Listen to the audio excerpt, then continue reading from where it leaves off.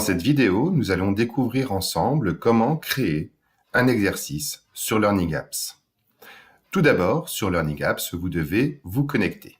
Vous cliquez donc sur le bouton adéquat et vous vous connectez à votre compte. Bien évidemment, si vous n'avez pas de compte, vous devez préalablement en créer un. Une fois connecté, vous allez vous rendre sur Créer une appli. Vous allez découvrir plusieurs possibilités de création d'exercices, que ce soit un pendu, un memory, un mot croisé, un texte à trous. Dans notre exemple, nous allons travailler sur l'application Regroupement. Vous voyez que des exemples s'affichent devant vous et vous allez aller créer une nouvelle appli. Pour faciliter l'explication, vous voyez que sur le côté droit de l'écran, j'ai préalablement déjà écrit les tâches et les activités que je vais proposer aux élèves. Dans mon exemple, le titre de l'application sera « Les animaux carnivores et herbivores ». Vous pourriez bien évidemment inscrire directement la tâche dans Learning Apps. Dans mon cas, je vais simplement effectuer un copier-coller de mon document directement dans Learning Apps. Comme vous vous en doutez, mon premier groupe, ainsi qu'il est indiqué sur la droite, sera « Les animaux carnivores ». Je vais donc, comme titre, donner « Les animaux carnivores ». Parfois, pour les élèves, le terme peut être compliqué. Dès lors, je vais aussi ajouter un indice, c'est-à-dire une explication complémentaire qui rappellera que les animaux carnivores sont des animaux qui se nourrissent de viande et de poisson.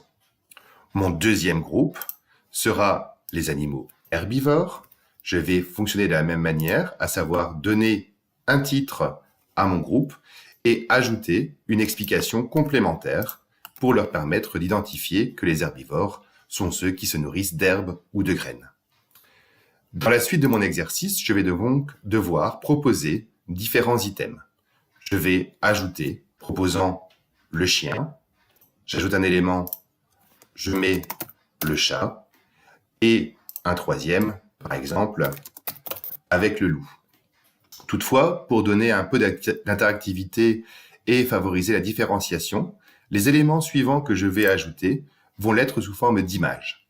Je vais cliquer cette fois-ci non plus sur texte mais sur image et je vais effectuer une recherche sur mon quatrième animal, à savoir ici le lion. Je tape le mot, je clique sur rechercher et vous le voyez, différentes images apparaissent. J'ai un choix assez important. Dès que j'ai trouvé l'image qui me paraît adéquate, je clique dessus et je choisis de l'utiliser. Je vais continuer en ajoutant de la même manière une image pour un tigre et enfin un sixième animal qui sera cette fois-ci la chouette. Je vais fonctionner de la même manière pour mon deuxième groupe, c'est-à-dire que je vais d'abord ici proposer les éléments sous forme de texte avec la vache, le mouton et également la chèvre. Je vais ensuite proposer des images, toujours dans cette perspective de différencier l'apprentissage et de permettre d'avoir une certaine variété dans les propositions que je vais amener dans mon exercice. Et je termine en ajoutant, par exemple ici, le lapin dans les animaux herbivores. Je poursuis ensuite. Vous voyez que vous avez l'affichage des cartes. Je peux les faire apparaître l'une après l'autre ou mettre toutes les cartes dès le début. Dans mon cas, je vais garder l'affichage les unes après l'autre. Un message de feedback est préenregistré, qui est super, tu as trouvé la bonne solution. J'ai envie de le personnaliser. Bravo, tu as fait de ton mieux. Continue ainsi. Je vais ensuite cliquer sur « Afficher un aperçu. Comme vous le voyez, la consigne que j'ai indiquée dans la tâche se retrouve dans mon exercice.